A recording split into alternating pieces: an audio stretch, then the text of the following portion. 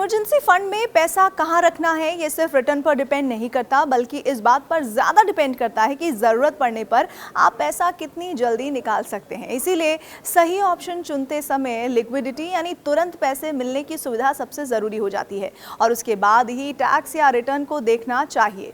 दरअसल emergency fund एक अलग से रखा गया पैसा होता है जो अचानक आने वाले खर्चों को हैंडल करने के लिए काम आता है, ताकि आपको लोन लेने की ज़रूरत ना पड़े। ये आपकी फाइनेंशियल सेफ्टी का काम करता है और आपके लॉन्ग टर्म इन्वेस्टमेंट को बिना छेड़े मुश्किल समय में मदद करता है। इमरजेंसी फंड कहाँ रखें ये जानिए।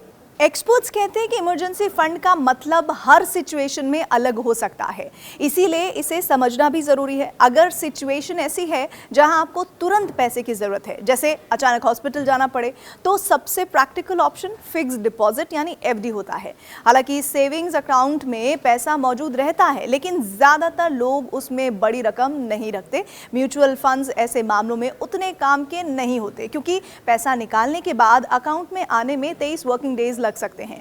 कुछ केस में 50,000 रुपए तक जल्दी मिल सकता है, लेकिन सीरियस इमरजेंसी में ये अमाउंट काफ़ी नहीं होता है और इसीलिए इंस्टेंट ज़रूरत के लिए एफडी बेहतर माना जाता है। वहीं अगर इमरजेंसी है जिसमें 2-3 दिन का वक्त लग सकता है, तो म्यूचुअल फंड बेहतर ऑप्शन बन सकते हैं। इस तरह की सिचुएशंस में लिक्विड फंड्स, ओवरनाइट फंड जैसे विकल्प कंसिडर किए जा सकते हैं, क्योंकि इनमें लिक्विडिटी ठीक होती है और टैक्स के लिहाज से भी ये थोड़ा फायदेमंद हो सकते हैं।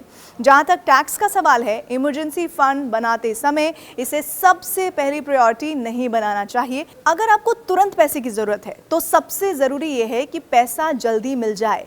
टैक्स बाद में देखा जा सकता है। आमतौर पर लो टैक्स ब्रैकेट वाले लोगों के लिए एफडी एक अच्छा और सरल ऑप्शन है, जबकि हाई टैक्स ब्रैकेट में आने वाले लोग डेबिट म्यूचुअल फंड पर विचार कर सकते हैं, क्योंकि इनमें टैक्स के बाद बेहतर रिटर्न मिलने की संभावना होती है।